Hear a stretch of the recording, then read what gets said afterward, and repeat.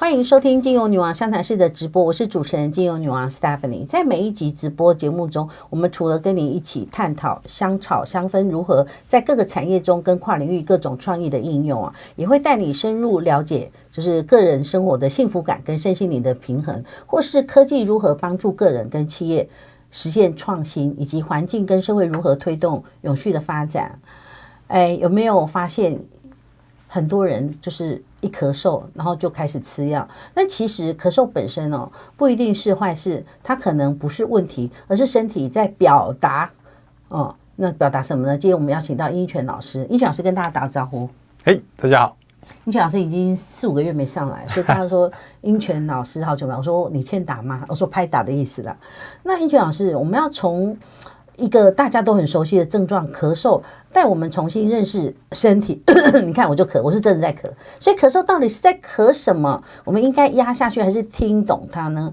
特别介绍我的好朋友是我的老师英权老师，林英权老师，他是台湾大学材料科学跟工程研究所毕业，他也在之前科技业联咏啊、台积电等科技公司服务了将近20年。因为长期的过劳加上饮食不定，开始出现各种的亚健康的状况。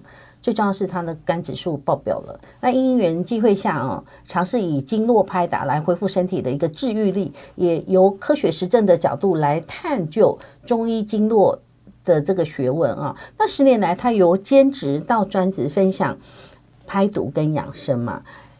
这个讲座跟实作帮助很多人找回了健康，参与的人数已经达上万人次。他的这个著作有《拍毒圣经》及《拍毒圣经 2.0》，你们可以上网去买。我有帮他的《拍毒圣经 2.0》写推荐序老师，咳嗽其实是身体的讯号嘛，所以在咳的时候你不觉得说不好嘛，对不对？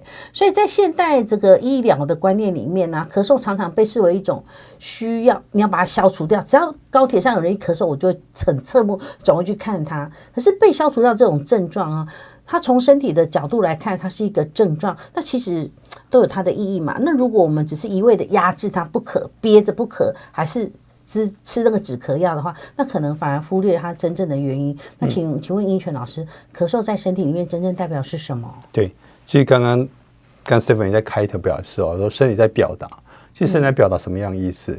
就我们的身体主要的成分是电解质。对啊，所以我们的胸部也不是干的，胸部的东西叫做胸水。胸水叫 chest water， 这种胸水就存在在胸部里面的电解质，在胸腔里面吗？胸腔里面本来就是不是空的，就是那个囊泡囊泡的外面它都是电解质。所以一旦你的肺部它觉得干的时候你会觉得喉咙痒痒的。对，喉咙痒痒的时候，你第一个就会咳。那喉咙痒痒的其实代表说，它那件事你要读懂我们身体的，它就有一种讯号。是，对，你要读懂它为什么它会咳嘛。对，所以咳它就像有时候你血压会高一样，它都是一样的，你要懂了它为什么会咳。所以一旦我们的胸腔它像一个锥形，一个锥状，正三角锥就是它就是一个像一个这种的锥状的东西，上面就是喉咙嘛。对，喉咙里，然后它开始有胸腔，它开始有，你看想象你的肺部，所以底下就是横膈膜。对，所以横膈膜是我们的胸腔的底部。所以看看你的水分，我们要说它是胸水。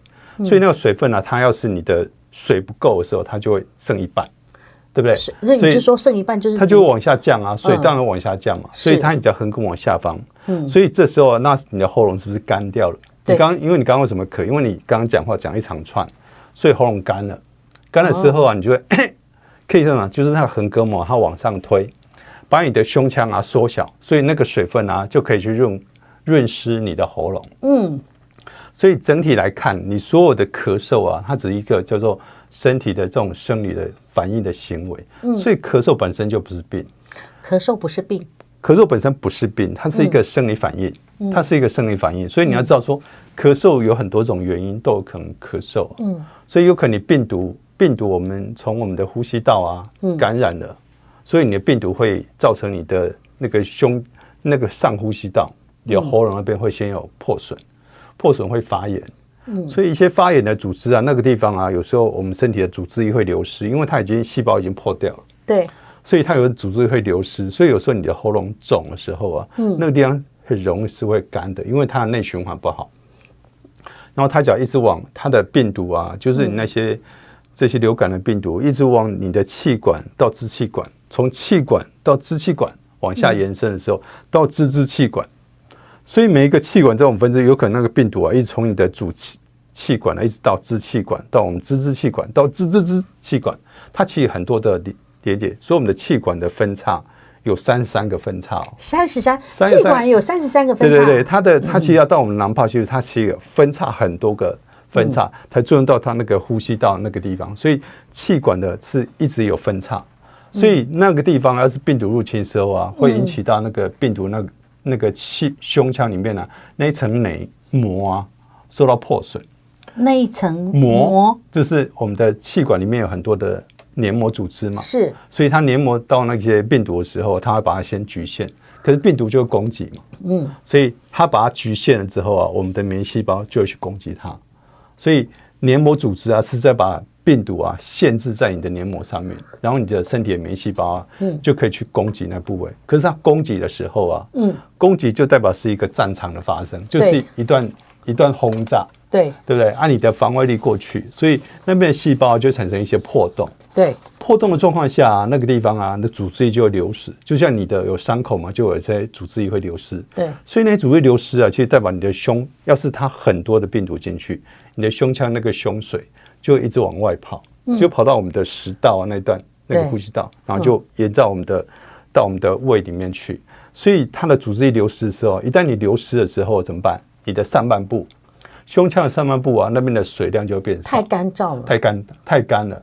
所以一旦干的时候，身体的反应是什么？就是咳嗽。咳嗽，那你身体反应，你如果要预防咳嗽，你也可以多补充水吗？对啊，就是多补充水是没有用的。你喝下去的水没有用，喝下去并不是在胸腔嘛，对不对？对，因为那个水啊，并不是生理食盐水，是，所以我们的水一定是生理食盐水才可以进到我们的身体里面。所以你喝进，对你喝进去的水，它会到我们的胃里面去，然后胃到胃的小肠里面，这些组织才会吸收，它会经过内部啊，才会到我们的胸腔的变胸水。所以你喝下去的水啊，并不能够去润滑你的胸腔，因为它不可能这样走进去的。所以那个水是先要有水，然后到我们的胃啊，所以你最好喝的是盐水。感冒咳嗽的时候，你用的是喝盐水，盐水才会形成所谓的等渗透压。等渗透压才会这个水分啊，才被一直往你的细胞里面送进去，然后它会慢慢的转移，然后到我们的胸腔，所以才有胸水。所以所有的咳嗽，基本上背后的行为就代表一件事情：你的胸水太少，胸水太少。所以你的横膈膜就把它那个挤压上去，所以把那个空间变小之后，那个水就咳上去。所以有时候你咳了很严重的时候啊。为什么会咳得很严重？就只有一个问题，会咳严重是它那个就是胸腔啊，那个底下那个横膈膜啊，它往上推，可是它水很少啊，所以推不上去，没有东西可以推上去。对，没有东西可以推上去，所以那个问题就是要是你一直都不喝盐水的，有些人就是现代人就是完全观念错了，他就是戒盐，少盐、少糖、少油，对，他是少盐少到已经10公克盐。不是很多，10公克只是正常量。可是他连1公克、2公克都不吃，都没有哦。所以他就身体不可能会有盐啊，所以身体的组织坏死也很容易。所以这个盐一旦没有盐，我们身体啊就会这种叫脱水。我们身体会脱水哦，所以像为什么有些人会中暑？中暑就是你的身体的水分，因为你缺盐嘛，所以你的水分变少了。然后有些人是因为天气太热，在太热太阳底下走路，比如像有人要进香的时候啊，就是那水箱的时候，不是很热吗？对，很热的时候，你的是不是流汗？对，流汗的时候是不是会把很多的电解质都送流失掉？流失掉的时候，你的身体要是没有补充盐，只喝水呢，有没有用？没有用，因为水里面白开水啊不会有盐，所以它不可能会把那个水啊。跑到我们身体里面，所以我们身体啊，因为缺盐状况下，我们身体会脱水，所以一直脱水，脱到最后啊，它没办法排热，它的热散不出去啊，那就是什么？中暑。所以有些人在就是那种状况，就是缺盐的人啊，缺盐的有可能是天气热造成的，有可能是什么？就是他有点是因为物理，就是自己不吃。自己限制盐，所以它没办法补充这个水分进去，所以有时候它身体开始脱水了，所以那个咳啊，怎么咳就没办法把水送上去嘛，所以怎么办呢？就是一直咳到那个发炎啊更严重，所以会咳出血来。所以咳出血来那太严重了吧？对啊，因为没有水就很多啊。其实咳出血来的真的比比皆是，因为那个是内伤，它本来就已经有个洞了，有个洞在里面，就是那个细菌的破损嘛。破损。对，结果他一直咳，又一直发炎，所以又更严重了啊。所以那个会咳出到最后啊，有些肺咳到最后，有人叫做菜瓜布肺。菜瓜布肺叫做肺纤维化，因为它咳嗽也让肺纤维化，就肺会纤维化，因为它已经没有。肺里面本来都是囊泡嘛，囊泡外面都是水分，可一旦胸水都很少之后啊，它肺会叫做菜瓜布肺。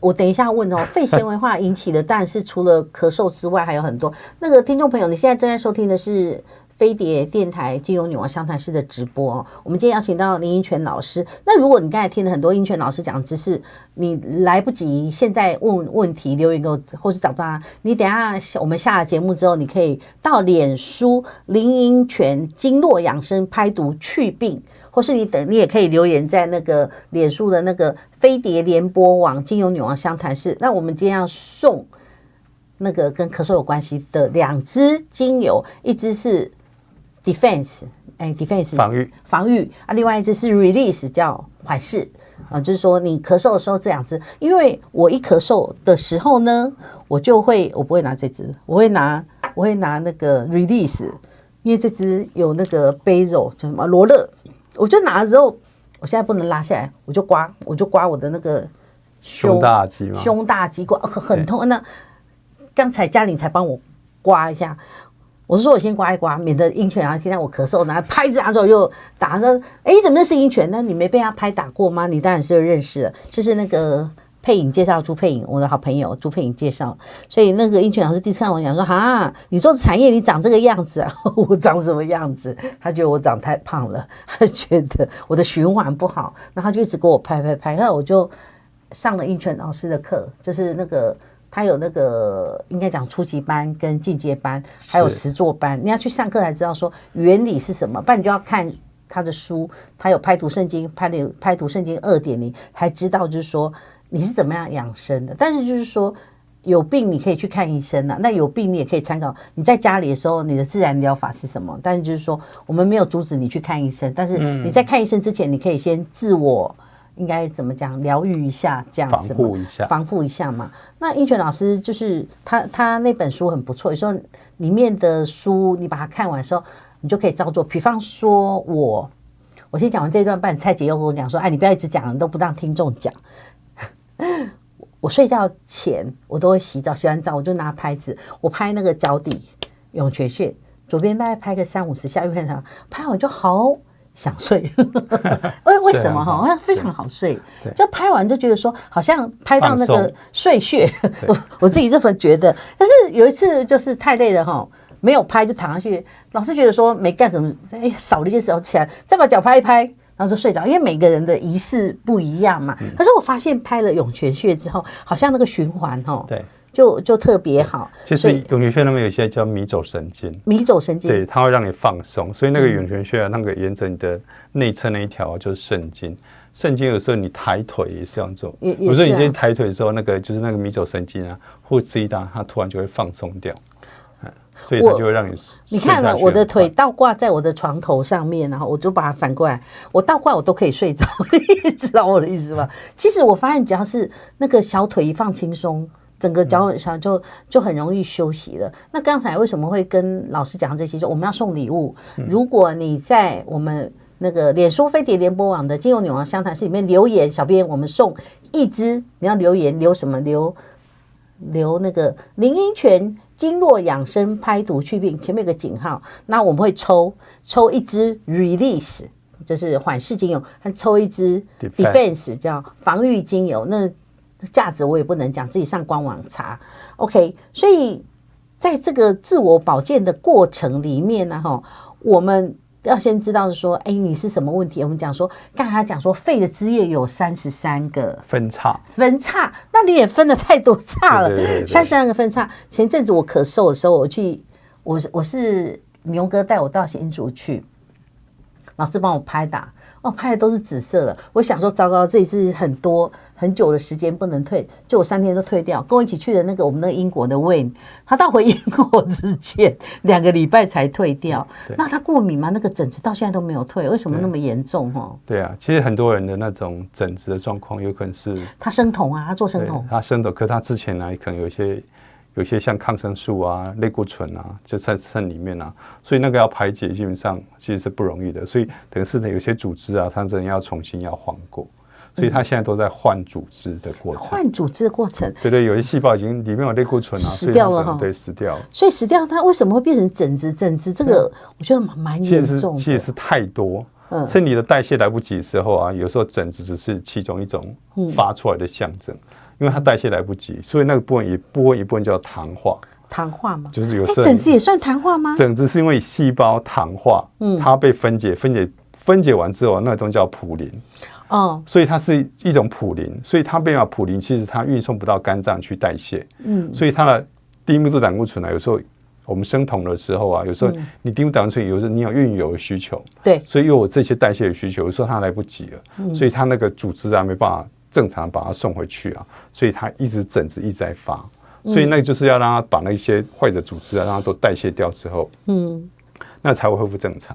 不过这些都是过程了，就是那个只是过程的时候真的会很痒，所以那个糖化啊，就是淀粉量啊吃太多，糖吃太多，什么这些淀粉量吃太多，糖吃太多，都是有可能的。可是他生酮做了好一阵子，他瘦了很多。可以是他最近才做啊，所以我们的细胞坏啊，都是几十年的，所以那个糖化都是它的细胞组织啊，因为糖化影响，那都是几十年。所以有些人的像糖尿病也是嘛，所以你的糖化的肉会变硬的，也都是几十年的。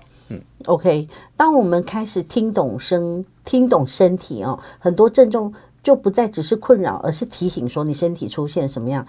有些人是干咳，有些人是有痰的咳，那有些人晚上就睡觉前特别严重。那为什么同样是咳嗽却有这么多不同的表现？其实这些差异是反映每个人的身体状况不同。所以我要请教老师，就是说不同的咳嗽代表不同的体质状态嘛？那有的人我觉得很可怜，我听到他们的说法是说，我身上都淹水了，我只能坐着还是稍微躺着睡觉，稍微这样靠着睡觉，只要我一躺下去我就咳到不行，那坐起来就。我说为什么？他说我的身上积水。我就要说是吗？是这样子吗？老师？对，我们来讲一下说，他有时候躺着的时候他会咳到不行，因为其实躺的状态下啊，因为其实我们要知道说我们的肺部啊。有些人要是他已经肺积水，肺积水，你觉得像肺积水啊，基本上是肺，我们只是刚刚说胸水是要新鲜的电解质，对，肺积水这个积水啊，是那个电解质是用过了，可是它代谢不掉，它其实是肺液，所以肺积水跟我刚刚说的胸水是不一样的概念，所以它要是躺着的时候啊，我们的组织比较可以上来，所以它比较可以就上来的时候，它就会有咳嗽，因为它比较可以拿到那个字，因为你是躺平。可是要是有些人是吃有些那种止咳药啊，他真的已经完全不行的时候，他其实会有个叫呼吸困难的状况。对，所以那个是因为它的里面，它就是已经没办法维持胸压。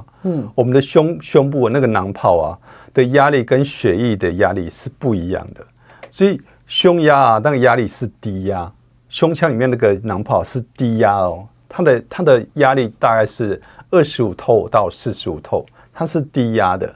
然后你血液里面的那个它有交换嘛，所以你的血液里面的压力啊是85到125透，差这么多，它差了3倍。为什么这个压差在？那个压差是因为那个氧气的交换，因为有压差，所以它氧气的交换啊可以迅速，所以在那个交换的过程之后，因为有压差，所以那个氧气跟二氧化碳这个交换就会很快。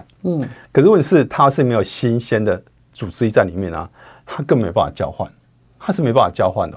所以那个交换过程面是那个会维持不了那个胸压，所以一旦你的身上，要是你的那个胸腔里面那个气管跟就是那个气管跟支气管，它里面破洞太多，所以破洞太多之后，你的那个胸水一直流失下来，你的胸压里面啊就不来。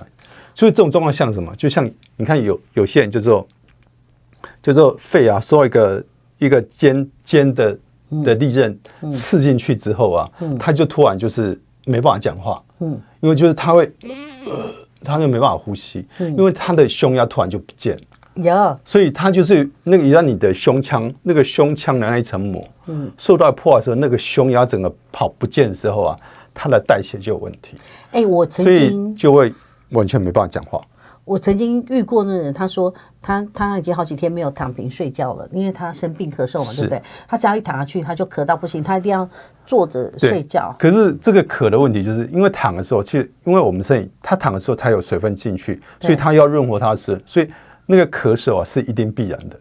所以你只是说你要让他咳的多一点少，因为不然他一直水分一直上不去啊。所以他是没有咳这件事情的话，他会一直干，最后身体那个细胞坏死之后啊，会从那个干啊变成另外一种方向，就是积水，所以会开始有肺积水。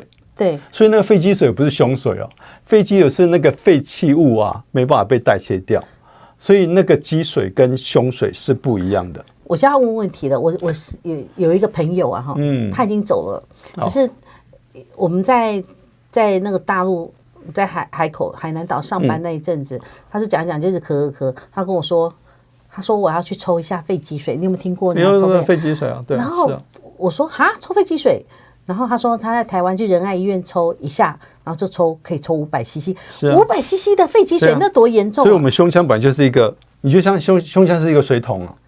胸腔是一个水桶哦，可是他说他在台湾，他进去那个仁爱医院，对不对？抽肺积水进去再出来，大概1个小时就抽掉了嘛。是啊，那很可怕。他说一个很长的针，对啊，就插进去，对啊，那把它抽出来这样。对。然后他说那时候我没有什么诋毁的意思哦。他在中国大陆啊在海口的时候，那个可能不熟悉啊前面把他搞2-3个钟头，只抽100多出来，他因为没有抽出来，他就抽出来，他就没办法呼吸，他就没办法呼吸，对。就后来就带着氧气罩，你知道我的意思吗？因为那个胸水，要是你的胸压不够的时候，胸压不够的状况下，你的呼吸氧气的交换低，所以你的血液的血氧量就变很低，所以你会觉得就全身是无力的，因为它就是一个半窒息的状态，对，一个窒息的状态，所以这很可怜啊。所以你知道为什么胸压要维持正常？而且胸压那一层我们叫胸腔膜，对，那个胸膜腔是一层膜，然后有一个小小的腔体，它里面都是水分，所以那个水分一旦破洞之后，那个水分流下去，流掉之后啊，你的胸膜腔那个腔体，它的完整性就出问题了。所以那层完整性出问题之后，你的整个肺部里面的胸压就会开始一直出问题，就不平衡嘛，就不平衡。所以那个肺部的压力一旦不平衡之后，就造成就叫血氧，就血氧会低下。所以咳嗽啊，其实在反映说，它为了维持那个胸压，所以他咳嗽就要除了润滑以外啊，对，他是要把那个压力回到那个可以控制的状况下。可是我觉得刚才我是讲说，那个朋友他已经往生了嘛，对不对？他说他大概2-3天就要去医院抽一次。对啊，那个一定有问题嘛，所以他因为没有代谢，就是那些胸水，不是，就是废弃的组织，这种就是肺部的那个什么废水，这个肺的那个积水啊，它没办法代谢掉的时候，它的肺部它能够交换的空间只剩一点点嘛，所以它的囊泡很多是没办法用的那下面那些就是泡在那个废弃组织物里面呢，那即将会在发炎，而且那些组织液啊，你没有让它那个免疫细胞在里面它没办法工作，因为新鲜免疫细胞没有进去，所以它修复都有问题所以那等于是有大量的细胞死亡，所以为什么？肺会有积水的人，就是肺里面已经大量的细胞死亡，然后才会造成肺积水，所以他就会呼吸咳，然后这种状况就兰溪，他讲话就是气若游丝这样子，所以这种状况就是也不是什么体质的问题，所以它跟体质没有关系，因为他就知道肺的积水，咳啊，就是像那种叫干咳，对，就是他缺水，刚刚一开始讲的。那个叫做只是肺部缺水，那叫干咳，这种叫干咳。可是刚那种叫肺积水的就不是干咳，就是肺里面的整个的胸腔膜的内膜跟外面这个点都有地方是缺损了，所以缺损就让那胸腔的整个代谢会有问题。所以胸腔代谢有问题之后，变成是那个咳嗽那就会其实有的东西细胞组织坏掉它出来的就会是有痰的。就有一些黄色的痰，它会痰很多，所以痰在里面没办法排掉，或者它被你身体吸收，它就等于是有的地方是烂掉。你说那个痰就是你烂掉组织，我们的细胞烂掉就是发脓嘛，发脓，对，就是一样嘛。所以这个观点从了解你的身体知道说，那个发脓跟特殊的痰就是被你的组织液包覆起来，然后送到那个一直往上一直穿到上面去，然后就一口痰出来，对啊，好或者是恶心鼻涕。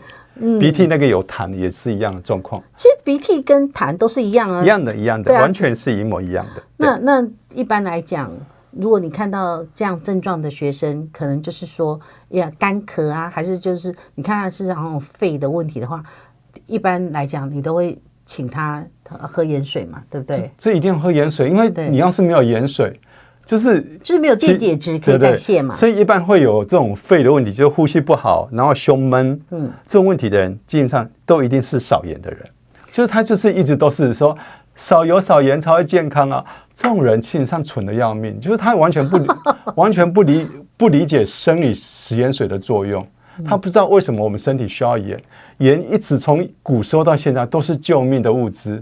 是说盐会，有人说盐会伤身，怎么会伤身？因为你的细胞膜，那个细胞膜里面那个间质啊，就嘛是生理食盐水，所以你身体有70%都是生理食盐水，就是都是盐水啊，所以怎么会觉得盐会伤身呢？所以我完全没办法理解，就是人说你的盐会伤身，我说这种人就是你的细胞，那个细胞本身就完全是盐水啊，所以你说盐会伤身，盐。不就太奇怪了？你的身体本来就是为了要留住盐嘛。那很多时候我们在身体不舒服、生病的时候啊，然后更要喝盐水。他帮你吊点滴，有时候有时候他给你开个药，吊完点滴，怎么觉得说，好很多了？有来看医生，吊点滴都还没吃药就好很多。医生说，你先把身上那个循环一下，然后。那个吊完那个点滴去赶快排尿排掉之后，循环就好很多了嘛。因为他去看的时候，他的排尿很差嘛。后来他就是我有发现，在中国大陆的话，你一生病去，你一先挂号就把你挂水，就把你打点滴，打点滴的，因为它最简单啊。对啊，他打完点滴的时候再问你说看诊，先打点滴再看诊。我第一次看到这种。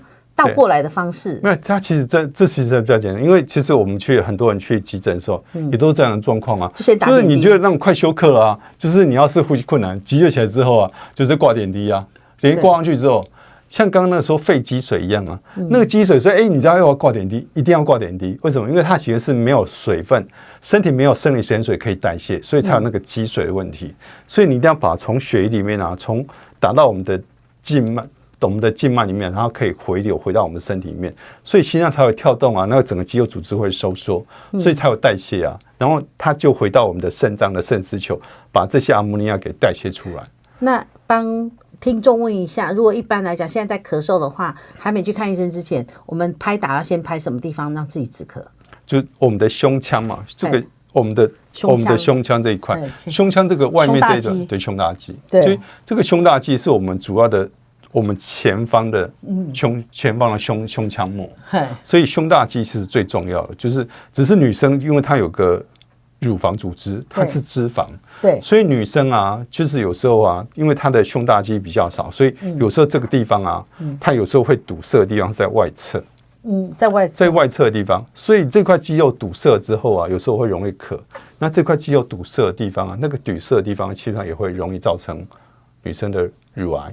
乳癌哦，对，所以这些都是一样的现象。我来上节目之前，看又在这样咳嗽。我上节目之前，请我们同事的嘉玲稍微帮我用那个刮板，然后把这个整个胸大肌刮一刮，我就用那个88精油刮一刮，我就觉得好多，因为工作一整天蛮累的嘛，你知道历史。就刮完之后，我就觉得说，怎么觉得很舒服？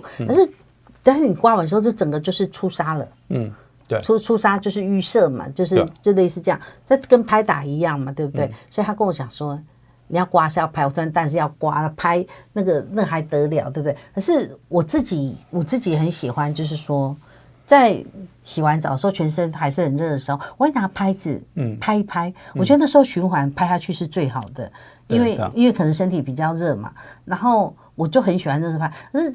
拍最不舒服就是早上睡醒的时候，觉得身体都还蛮僵硬的，拍下去都特别痛。我发现早上拍的时间是不对的时间，也没有不对，因为就是你要破了概念，其实刮跟拍的两个差异是在什么呀？刮的时候啊，你要把那个力量啊延伸到你的肌肉里面去啊，这边是软的，所以它可以延伸哦。对。可是要是你要真的要把那个淤啊把它弄掉，因为只有淤啊才是堵塞的点。对。只是你要是要把那个真的把那些弄掉的时候，你会把表面给刮烂掉，所以那都是只是像按摩的状况，所以那个刮都只是这个浅层的按摩而已。可是要是你那个淤洞的地方，那个有淤塞的地方，那个对细胞组来它是没办法控制它收缩的。所以那个淤在的地方啊，那个胸大肌啊，那个背后下面那一层胸腔膜，一旦有淤的时候啊，它的胸腔组织是没办法控制它的收缩，所以那边就是一直会漏的地方。所以为什么有些人会一直咳嗽？因为那边就是一个大漏洞啊，是一个大洞，所以它的胸水啊会一直往外泄，所以泄到我们外面的组织，然后就一直流失掉，然后又再补，然后又再咳，所以又再流失，又再咳，所以你要是不把淤弄掉啊，你没办法真正的从你的内循环啊里面的角度去看待它，所以刮只能真是表皮，因为你的组织液不是在表皮流动的哦。那老师，请问从咳嗽可以看出一个人的体质吗？其实体质的状况啊，其实上我课你就知道，体质什么叫体质最常见的时候，很多人说体质，体质我们的身体的肌肉组织啊都是一样的，我们的体质会变啊，就是里面的离子状态不一样，就是你的身体要是钠离子不够多，钾离子很多啊，这种体质啊就是寒性的体质。什么叫寒性的体质很多？寒性的体质怎么叫寒性体质？就是你只要吃一个西瓜，吃一个哈密瓜，拉肚子？不是拉肚子就会咳嗽，就会咳嗽啊。对，因为这种人体质啊，就是它里面的身体里面啊，它缺钠缺得很严重啊。我们的细胞有个钠通道，一个钾通道，可是要是你钾太多，没办法，那个通道代谢来不及的时候啊，它会启动一个机制叫做钠钾泵，就是 potassium sodium pump。所以这个机制是说它会把钠自己先离开，离开之后啊，细胞膜里面啊就产生一个负电性，所以负电性的时候啊，你的钾外面是钾离子，对，钾是带正电的，跟钠带，它钠出去了嘛，所以里面变成负电，所以那个钾离子被吸进去，所以这个产生一个吸力的效果啊，会帮助你代谢钾离子跟代谢钠离子，所以这个是代谢钠离子还是钾离子？就代谢钾离子，代谢钾离子，因为钠离子的排。就是离开啊，因为钠离子可以主动性的排，可是钾离子在周期表上，钾离子是胖子，它是锂钠钾如摄法，所以钾离子比钠离子啊大一阶，所以它的体积啊来说是大很多很多的，所以钠离子是小单位，所以小离子啊，钠离子可以先离开，离开之后它会产生一个叫负电性，所以钾离子会被吸进来，所以会帮助钾离子的代谢。所以我们身体啊，在细胞膜啊，这个钾离子送葡萄糖进去跟出来，对，让细胞有一个能量可以转化，这是第一个。要是还有就是你的肾丝球里面的钾离子啊，血液里面血管里面钾太多时候啊，它要把它排到肾丝球里面啊，它也是用同样的机制。所以这个钠钾胖吧，在我们的肾脏啊，很多人说钠会伤肾，不会，钠只会帮助你的肾更好。钾会伤肾吧？对，钾会伤肾。所以很多人就说什么钠会伤肾，就是钾才会伤肾。你刚才讲什么钠钾泵吗？还是什么？那什么锂钠钾如摄法？周期元素表，就是我们国中时候都背过嘛。对啊，所以那代表说一个大小嘛。锂钠钾如摄法。对，那个。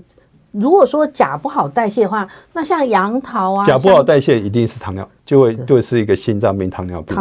那像钾含量很多的，像杨桃啊，像香蕉啊，对，所以一定很多啊。可是所以你要能够有正常的代谢嘛，对。可是你已经你的身体里面很多细胞组织糖化了，很多坏掉的时候，你就更需要钠离子的代谢，钠离子来帮助它代谢。了解。所以要是很多人都已经有肾脏开始肾丝球低下了。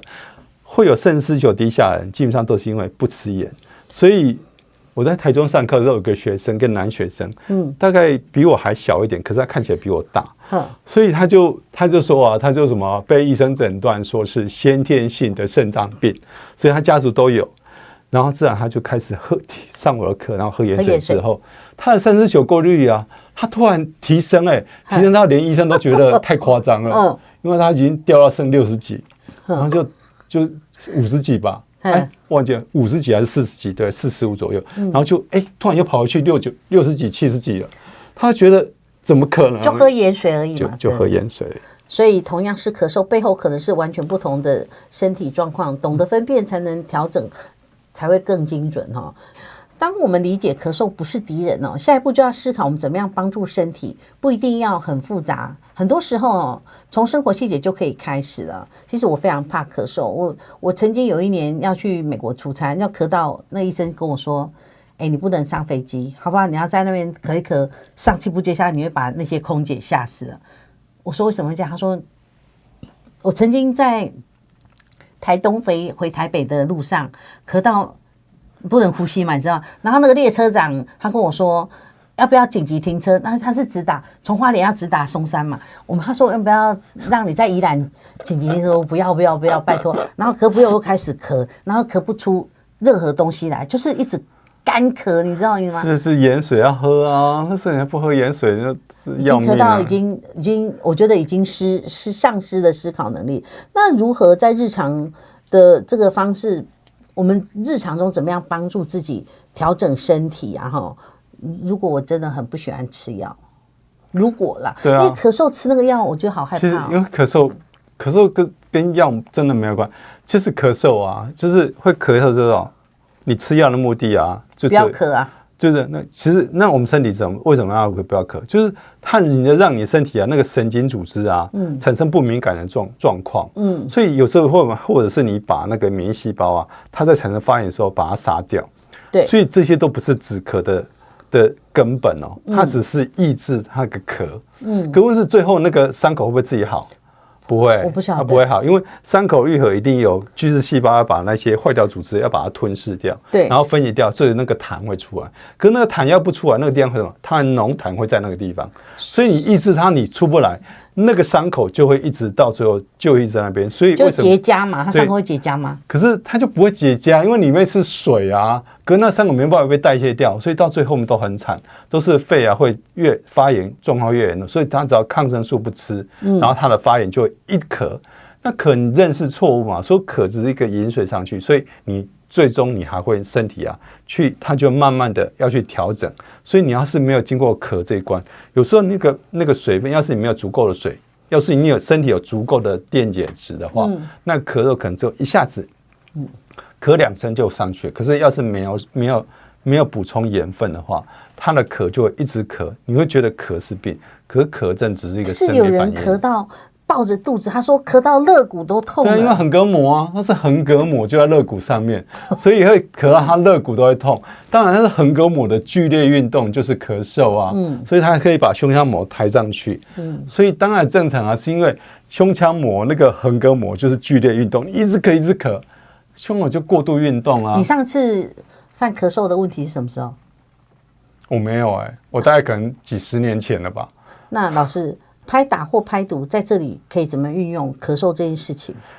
拍打的部分呢，就是因为我说，只要你身上啊那个外面这个胸大肌跟后面的阔背肌跟斜方肌，对，那个地方有淤在的时候啊，你的胸腔是前胸跟后背都是胸腔哦，对，它就没办法收缩，没有正常的收缩，所以你的胸压就会不正常。所以拍打的目的啊，就是让你肌肉可以稳定的控制你的胸压，所以你的胸压可以控制稳定的时候啊，你的呼吸就会正常。你即使会咳嗽啊，有时候至少你会有血氧，你的血氧够啊，你才不会产生什么，就是低氧的状态，你才不会产生黑咕，对啊，就是你才会有这些现象啊。所以你不会有这些现象啊，就是至少你的生命可以维持。因为你血氧低到某种程度啊，你是会昏迷哦。所以血氧低的时候你会昏迷，所以昏迷状况就是开始会窒息啊。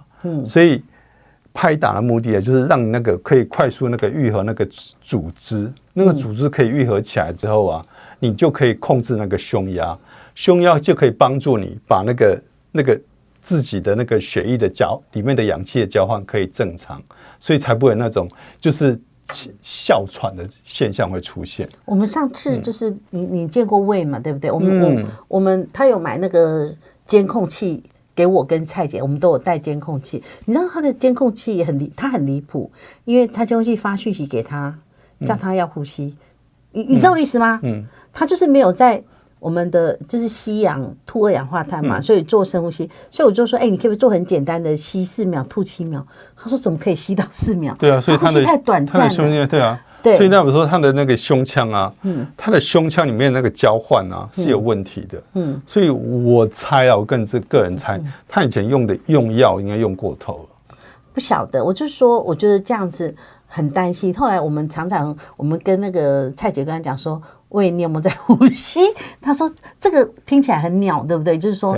因为他没有做深呼吸，我说的深呼吸就是说你要吸气能够吸长一点，吐我就说吸4吐7，他说他觉得很困难。可是我们像练过气功的人，对，你可以吸到8、9。因为女生一般就是对于腹式呼吸比较不会用，那女生比较会用胸式呼吸。可是胸式呼吸，只要她的胸腔里面的这个她那个东西要是没办法扩张之后啊，她的那个很短，气会变很短，然后就变很喘，你知道我意思吗？就很容易会变喘。对啊，所以我们就是在前一阵子，就是他身体比较不舒服的时候，讲说就很好笑，说我们一直在问3件事：你有没有呼吸？你有没有在喝盐水？所以他后来上飞机，那个保温瓶里面还放盐水，就至少他英国的飞过来16、7个小时，保他平安。对，喝盐水，就他这趟回去的时候，他还是叫空姐在他的那个保温瓶里面加盐水。是，所以我觉得，虽然很简单哈，我们谈了很多次，对我跟老师来讲，我们是老生常谈。可是对于不认识这种生理食盐水、这种盐水、这种电解质的话，我觉得是很可怕的基本常识不足。你知道我的意思吗？是啊，它真的是一个基本常识，因为你的身体啊，就是因为有生理食盐水，所以它还产生很多的代谢是正常的。可是，一旦你的身体的生理食盐水它变少了。是很可怕。我说那个脱水是很可怕。你身体在脱水的时候，脱水的过程不只是脱你这样腿，不是它会脱血，它血液量会变少，所以血液量变少啊，你的血红素啊也会相对变少，因为血红素就那个血里面有45%是血红素，所以你的血液量变少了，所以你的整个动脉组织啊，他们所有些人打针的时候就找不到血管。但你是脱水很严重才会找不到血管哦，血管在这边一定有嘛？怎么会找不到？有些人真的找不到，所以那打针的时候就找不到，所以你的打针下去的那个水抽出来是很浓的血液啊，就是它是带点黑暗的颜色。好，我现在讲那个血液很黑的话，你看就是缺水啊，缺水嘛，就缺水啊，就太严重，缺那个盐水，因为血液里面也是盐水。对，它除了缺水之外，它还缺氧吧？对，缺血就是缺氧嘛，因为你血红素不够，就是它整体量不够啊，所以它交换氧气的瞬间，那个量就不够，所以就很容易会喘啊。就是说我们去抽血，我们抽出来是鲜红色的嘛，对不对？然后脱水的人他是暗的，对啊，好深哦，然后而且很浓，你知道我的意思吗？对，就有点像那种布丁那种感觉。哎呀，我就觉得说猪血糕就是黑血，你这样讲的，人家不敢吃猪血糕。所以有没有一个最简单的提醒，或是怎么样拍打的应用，或是提醒，让大家日常可以做到怎么样保健？其实拍不拍打这是一回事，就是盐啊，就是大家要做到一件事情，就是很多人都觉得盐用吃的，盐没办法用吃的吃到足够，因为太咸了，所以盐会让嘛，就是咸度不等于盐量。盐量是你要是加水，那个咸度啊就变降低。所以你只有要10公克，这是有医学根据哦，就叫 The Lancet， 就是《柳叶刀》啊这个杂志啊，曾经对你有讲过，他有讲过，这里面10到15公克啊是最好的一个身体，就是会预防重大疾病的。像这种会昏迷啊、会咳嗽什么这些问题都是重大疾病，所以最好量是10到15公克。所以喝盐水非常重要，因为它才会不咸。10到15公克大概是几茶匙？你有没有测过？一小红色小汤匙啊，那一平匙是1克而已。1克哈，对，你看我早上起来我就喝温水，然后我就1茶匙嘛，然后出门的时候带一杯又1茶就2盒，然后毛毛大概一天会给我3到4杯，就4茶匙了。对，晚上回去又喝2杯。对，所以我大概至少7到9克。对啊，可是你的量要再多一点比较好。有可能我讲话也是讲很多哈，因为这样子耗掉的更多。那今天我们常常讲到这个日常的咳嗽，那如果说喝盐水就也可以预防减少咳嗽的可能嘛，对不对？那今天我们从一个很日常的症状咳嗽，重新认识了身体啊，它不只是我们的困扰，那也可能是一种提醒说，你的那个电解质太少了，盐分摄取不够嘛。所以当我们不再急着压制，而是开始去理解，其实身体会慢慢带我们回到平衡了。很感谢今天英权老师给我们听众的分享，让我们知道健康不一定是很困难，你要知道怎么样原理跟保养，有时候是从听懂自己开始。感谢听众今天的收听，我们下次空中再见，拜拜。